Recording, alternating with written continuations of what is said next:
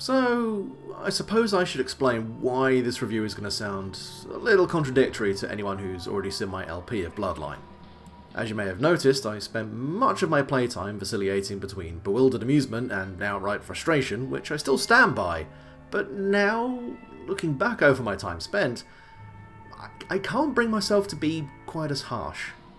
It's easy enough to understand why. Playing your average Eurojank game is often like speedrunning the stages of grief.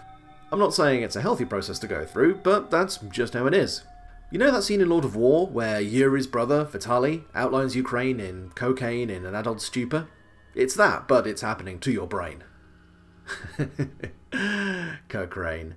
What was I talking about? Oh, shit, right, Bloodline. Made in 2005, Bloodline was a substantial deviation from Czech developer Zima Software's previous catalogue, mostly known for the Polder series of point-and-click adventure games, as well as a few other titles in the late 90s. While other studios, like Orion Games, tended to find a niche and simply doubled down on what they knew best, Bloodline wasn't only a massive departure from Zima's comfort zone in terms of genre, but they were actively shooting for something arguably beyond their reach. In a Q&A with GameSpot back in 2001, when Bloodline was still an alpha, production manager Radek Smizek stated that he was aiming to not only set the game across multiple periods in history, from Victorian London dockyards to concentration... Okay, can I please go a week without having to talk about fucking Nazis? Thank you! On top of the ambitious time-travelling plot, features such as multiplayer, a huge roster of enemy types, and weapons like axes and flamethrowers were also teased, along with a projected release date of 2001. 2003. In 2004, Bloodline finally shipped, and... well, you can probably guess what happened. The game shipped with none of the features I just mentioned. Without any hard proof, I can't say for sure what caused the project to suffer such substantial delays and lack of features, but I can at least say this. What remained wasn't all that bad. For a first attempt at horror, Bloodline does have a very competent grasp of what it takes to establish an unsettling atmosphere without veering entirely into outright camp. Environments are often cramped, angular, and full of blind corners, textured with quality set dressing that rewards exploration and gives each area a believably lived-in atmosphere. On top of that, you have the score, which, apart from the particularly jarring combat sting,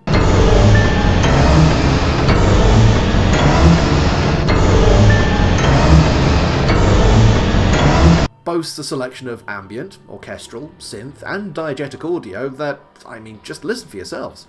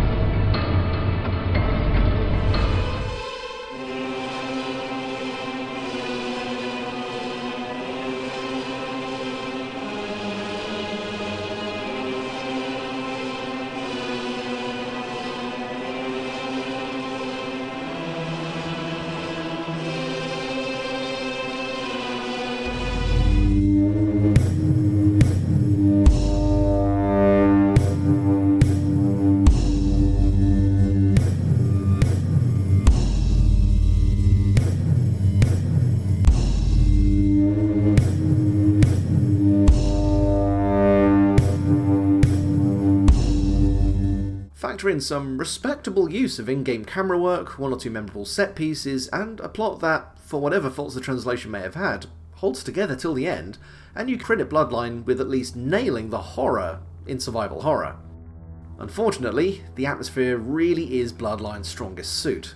On a mechanical level, the game begins to sour quickly, with the gameplay simply not meshing properly with the tone it's trying to set. For one, the survival element of Bloodline is token at best.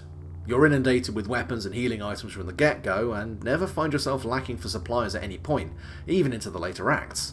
Once you find your first pistol, you can quite comfortably do away with any pretense of needing to juke enemies or resort to melee combat, since even with their bullet sponge design, you'll be able to comfortably blast away without running dry. Which isn't to say that the weapons themselves are overpowered. In fact, it's quite the opposite. The starting pistol you lay your hands on does take several shots to drop any enemy, with an apparent lack of locational damage taking out much of the risk-reward of going for headshots.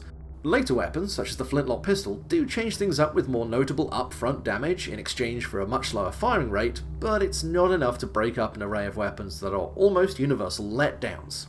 They even fucked up the shotgun. That's a cardinal sin. You find a double-barreled shotgun at the end of the last act, and immediately you are made to put it to use against a mini-boss that not only shrugs off the damage, but boxes you in so effectively that using the shotgun will absolutely get you killed. To offset this, the game also factors in something that genuinely feels like a genius idea, if only they'd done it properly. Early on, you can lay your hands on a selection of knives, bottles, bricks, and other assorted junk that you can throw with the E key, which led to several accidental deaths by confusing it with the use key, which is right-click for some fucking reason, which allows you to put enemies into a flinch state for a moment.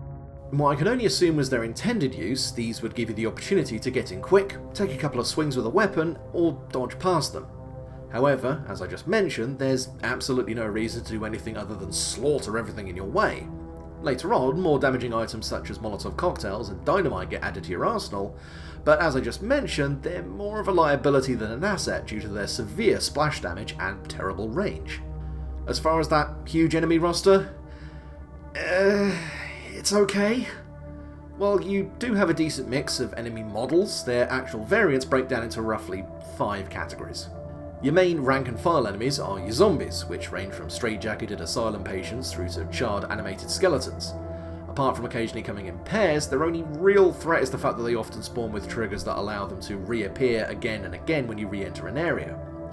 I'm not sure if this was intentional or a scripting oversight, but since I have enough ammo to outfit a small army, plinking the same enemy to death the second time around isn't much more of a hassle than the first. The second type, the floor crawlers, are even less of a threat due to their slow movement, but somehow manage to be more of a pain in the arse thanks to their erratic animations and above average health. Later versions of these little ankle biters can absorb an obnoxious amount of punishment before going down, although once you master the arc of a Molotov cocktail, spamming them into the dirt becomes second nature. Where things get a little more interesting are with the third and fourth types, spitters and mini-bosses. The first act, much like the regular zombie, only augmenting their melee with a ranged attack that may not hit hard, but messes up your screen for a few seconds. Not a huge threat, but worth noting for at least mixing things up a little. More interesting are your mini-boss level enemies. While they may not change up their tactics from your standard zombie, their extremely damaging attacks and their frequent appearance in locations where you've got next to no room to maneuver makes them the greatest challenge the game can throw at you. Fifth, and by all means last, we have these arseholes, the flesh trees. Great in concept, fucking terrible in execution. These abominations are little more than stationary turrets that bombard you with slime from beyond the draw distance. Due to them never spawning alongside enemies that would force you to stay on the move, these guys are little more than toll booths for the bullet tax, demanding you sacrifice a few dozen rounds to get them out of the way so you can move on to the next area. When Bloodline plays around with these enemy pairings, you do get some memorable moments, particularly when you're facing off against a mini-boss while also fending off a small mob of lesser mooks. The problem is, it happens far too infrequently, with most encounters rarely featuring more than 1 or 2 monsters at a time. Coupled with the game's generosity with resources, I found that most of my deaths ended up coming from accidentally blowing myself up rather than dying to an enemy ambush. Frankly, if there's anything that could be considered genuinely hard, it is the game's menu system. I could see what they were going for. F1 opens the save and load options, F2 brings up weapons, and F3 brings up your consumables, keys, and thrown weapons. Once open, you can use the W and S keys to cycle between each of these menus, making navigation quite seamless. Problem is, it doesn't pause the main game. As a means to create tension in the midst of combat, say when you have to heal mid-fight and have to navigate to a healing item before an enemy can catch up with you, it's a fine idea. It's just that trying to do just that is a laggy, awkward pain in the arse. One key press out of line and you're getting cornholed by an enemy while wondering why you've just selected a teapot. Speaking of lag, let's address the elephant in the room. Bloodline was built just before the advent of multi-core processors, and as such, that means the loading times are absolutely fucking atrocious. In the first act, where navigation throughout the asylum requires traversing through multiple loading screens to get from A to B, about 25% of my time was spent waiting for the game to load. Now, compared to something like Vampire, which also had hilariously bad loading times, I can forgive Bloodline for this, given its age and undoubtedly troubled development. But it's only fair to warn any prospective players that, yes, this game absolutely shows its age.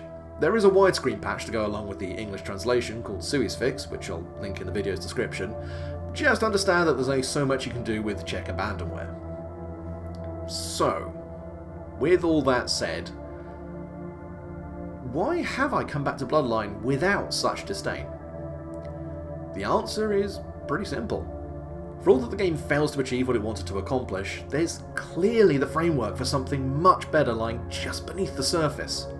Zima Software wanted Bloodline to be a real game changer, and clearly put in a huge amount of time and effort into getting it done, but something along the way left their execution lacking. If Bloodline had simply changed up some of the finer balance issues, made weapons both powerful and rare, upped the enemy count, and taken steps to construct more complex encounters, this really would be an excellent game. As it stands, it's a flawed but utterly earnest example of ambition outstripping ability. So, as far as recommendations go, yeah, this isn't as robust a title as The Hunt, or as hilariously broken and fucky as something like Dust 12, but a singular example of a small studio taking a huge risk and putting their all into a project that didn't completely pan out. Bloodline got torn a new one in reviews upon release, but I think with hindsight, this deserves to be fondly remembered. If you want to try it out, you can find it in most good abandonware sites. Anyway, that's enough from me. Thanks very much for listening to me ramble, and we'll be back with something odd and fun again. Have a great one, guys. Take care.